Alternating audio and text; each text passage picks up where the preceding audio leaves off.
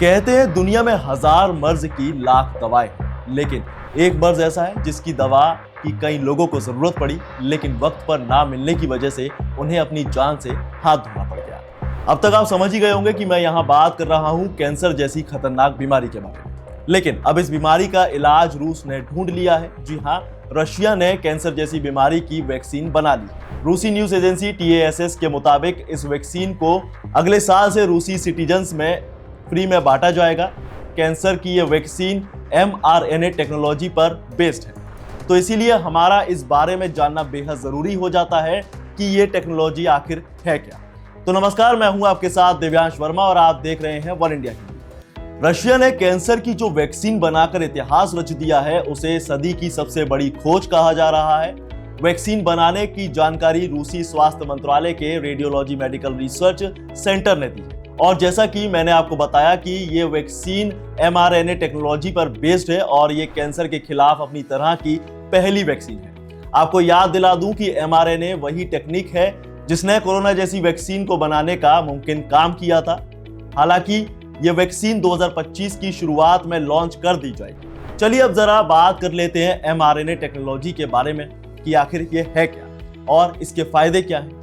दरअसल जिस वैक्सीन की हम बात कर रहे हैं उसे कई रिसर्च सेंटर्स की मदद से मिलकर बनाया गया है। हालांकि रूस ने यह भी कहा है कि वैक्सीन को ट्यूमर बनने से रोकने के लिए आम जनता को नहीं दिया जाएगा। साफ तौर पर रूस का कहना यह है कि इस वैक्सीन का इस्तेमाल सिर्फ इलाज के लिए किया जाएगा, लेकिन रोकथाम के लिए बिल्कुल भी नहीं। लेकिन जैसे ही इस वैक्सीन का प्री क्लिनिकल ट्रायल हुआ तो पता चला कि वैक्सीन ट्यूमर को बढ़ाने से रोकता है, बल्कि शरीर में कुछ पॉसिबिलिटीज भी दिख रही हैं, तो ये उसे भी मेटास्टेसिस को दबाने का काम करता है। हालांकि अभी तक वैक्सीन का नाम डिसाइड नहीं किया गया है और अभी ये भी कह पाना मुश्किल है कि इस वैक्सीन को किस कैंसर के इलाज के लिए बनाया गया है।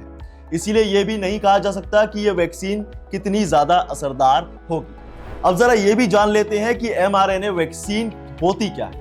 तो मैं आपको यह भी बता दूं कि यूके में फाइजर और बायोएनटेक की कोरोना वैक्सीन मैसेंजर RNA यानी mRNA पर बेस्ड टेक्नोलॉजी पर डेवलप की गई है। यह पहली बार था जब mRNA टेक्नोलॉजी पर बेस्ड वैक्सीन दुनिया में बननी शुरू हुई।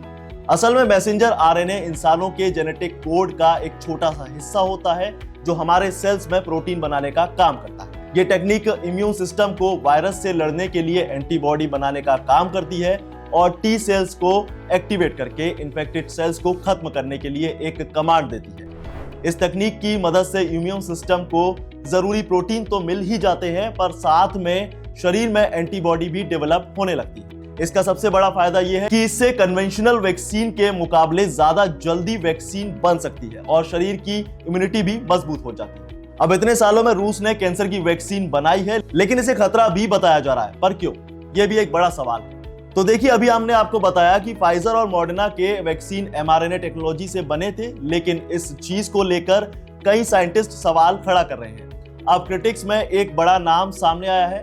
यह नाम है रॉबर्ट F कैनेडी जूनियर का, जिन्हें अमेरिका के नए राष्ट्रपति डोनाल्ड ट्रंप ने अपनी कैबिनेट में हेल्थ सेक्रेटरी का पद दिया है। रॉबर्ट F कैनेडी जूनियर का कहना था कि ये टेक्नोलॉजी में वैक्सीन सीधे सीधे मरीज के जेनेटिक मटेरियल के साथ छेड़छाड़ करती है और इससे मरीज का जेनेटिक मटेरियल भी बदलने लगता है। वैसे मैं आपको एक बात और बता दूं कि रूस एक ऐसा देश है जिसके लिए यह माना जाता है कि उसे कैंसर से कई चुनौतियों का सामना करना पड़ रहा है, क्योंकि दुनिया के दूसरे हिस्सों की तरह ही रूस में भी कैंसर ग्राफ दिन प्रतिदिन बढ़ रहा है। और अगर मैं आपको आंकड़े बताऊं तो ये सिर्फ 2023 के आंकड़े हैं, जो कि 2840 कैंसर के केसेस रिकॉर्ड किए गए हैं, वो भी पर 1 लाख पीपल। और इसके बावजूद रूस में ही 13% केसेस बढ़ने की और संभावना जताई जा रही है।